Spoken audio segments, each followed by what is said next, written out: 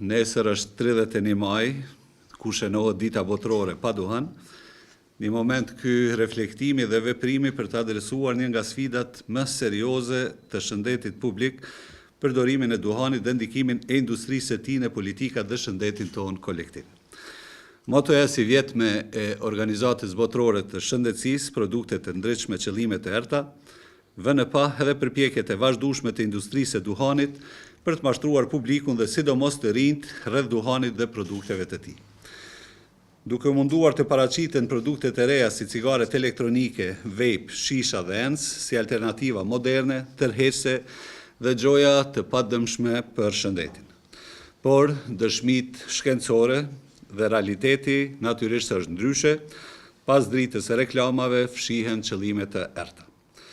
Kjo ka një çmim të lartë për individin, shoqërinë dhe shtetin ton, pasi që sjell pasoja të rënda shëndetësore dhe barë të lartë financiare si për qytetarët ton, ashtu edhe për shtetin edhe sistemin shëndetësor. Sot në botë, mbi 8 milion njerëz humbin jetën çdo vit nga përdorimi i duhanit dhe në Kosovë, sipas studimit STEPS 2019, përdorimi i duhanit të rriturit është në rënje krahasuar me vitin 2011 apo hulumtimin paraprak, që natyrisht kjo është një lajm i mirë. Ky është edhe një trend inkurajues që dëshmon efektivitetin e politikave të deritanishme, por një trend i pamjaftueshëm për qëllimet që ja kemi vënë vetit. Për këtë arsye, me rëndësi të veçantë është se Instituti Kombëtar i Shëndetësisë Publike në Kosovë ka kryer përgatitjet dhe hulumtimi Global Youth Tobacco Survey, është gati për të realizuar gjatë vitit 2025 dhe ky hulumtim do të ofrojë të dhëna të reja të bazuara në evidencë mbi përdorimin e duhanit tek adoleshentët në Republikën e Kosovës.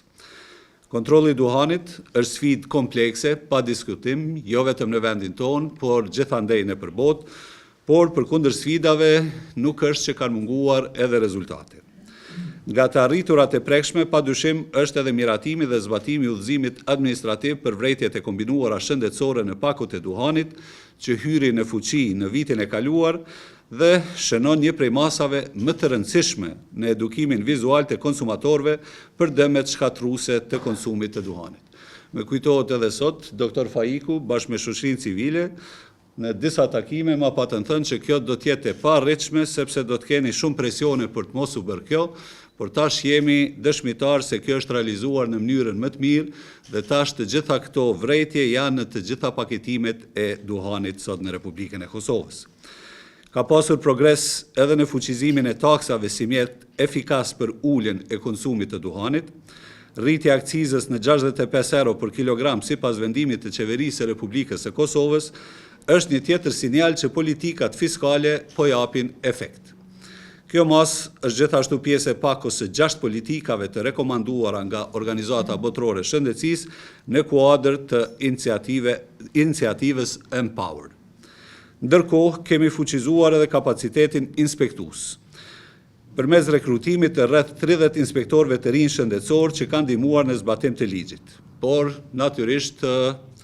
të nderuara media, të dashur qytetar, kjo akoma nuk është e mjaftueshme dhe mbetet dhe po vazhdon të mbetet një sfidë serioze.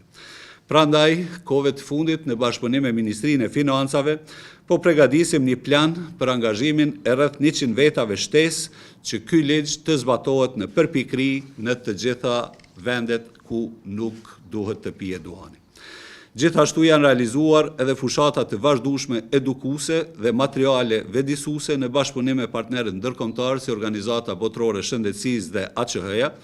në shkolla, në institucione shëndetësore dhe në rrjete sociale. Po punojmë në përditësimin dhe fuqizimin e kornizës ligjore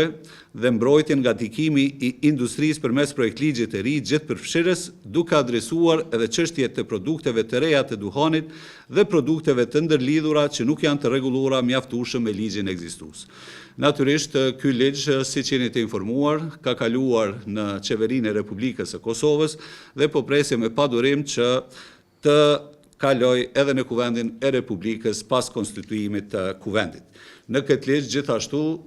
më lejoni t'ju informoj se edhe masat ndëshkuese, edhe masat edukative për popullatën, por edhe për ata që shkelin ligjin, do t'jenë në një linjë tjetër e cila natyrshëm do të shkojë drejt uljes së konsumimit të duhanit, sidomos në ambientet të cilat folëm më herët. Kemi pasur dhe besoj do ta kemi edhe në vazhdim mbështetjen edhe nga shoqëria civile, e cila ka qenë partner i ynë i padiskutueshëm në shumë aktivitete të organizuara.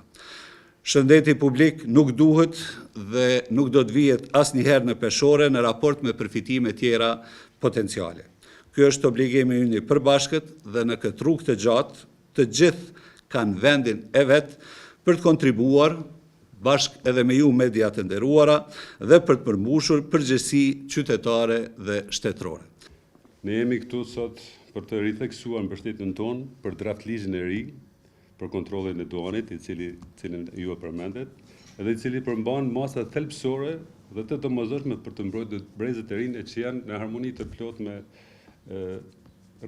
organizatën botërore të shëndetësisë. Këto janë ndalimi plot i reklamimit dhe promovimit të produkteve të duanit dhe nikotinës, përfshirë ato në platforma digjitale, zbatim të paketimit standard për të larguar çdo efekt joshës vizual dhe ndalimi shijeve të ëmbla fruta që targetojnë posaçërisht fëmijët dhe të rinjt. Ky ligj është një hap i guximshëm, por është i drejtë. Faleminderit nderuara media, që 10 vite tuti kemi pasur pjesë të aleancës kundër duhanit, me qenë se kanë qenë vazhdimisht mbështetës të nismave që për qëllim kanë pasur reduktimin e kërkesës dhe uljen e prevalencës së duhanpiris në Kosovë. Duhani është një problem madhor,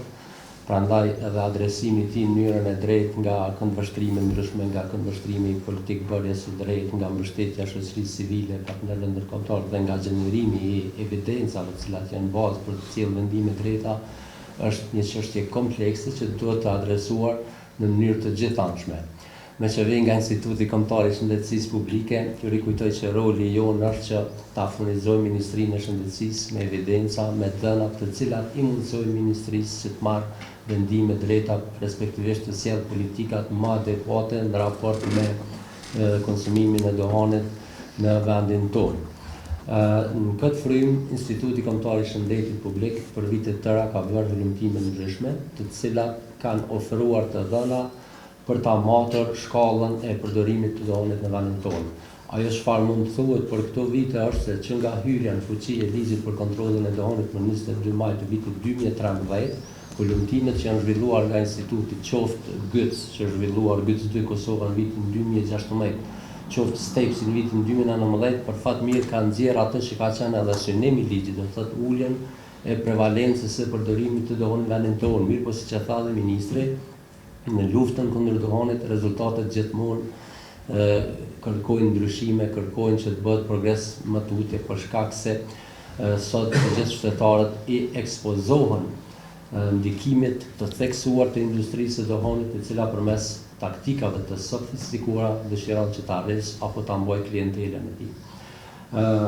Instituti Kombëtar i Shëndetit Publik gjatë këtij viti do të fillojë me hulumtimin e radhës që është GYC 3 Kosova, dhe i cili besojmë që do të gjenerojë të dhëna të reja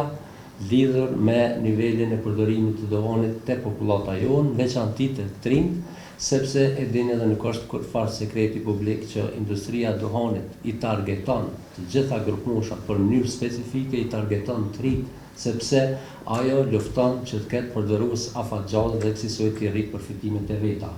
Ne si Institut Kombëtar i Shëndetit Publik mbështesim fuqishëm politikat e Ministrisë së Shëndetësisë në fushën e kontrollit të duhanit, dhe siç e tha dhe ministri, këtyre viteve janë bërë hapa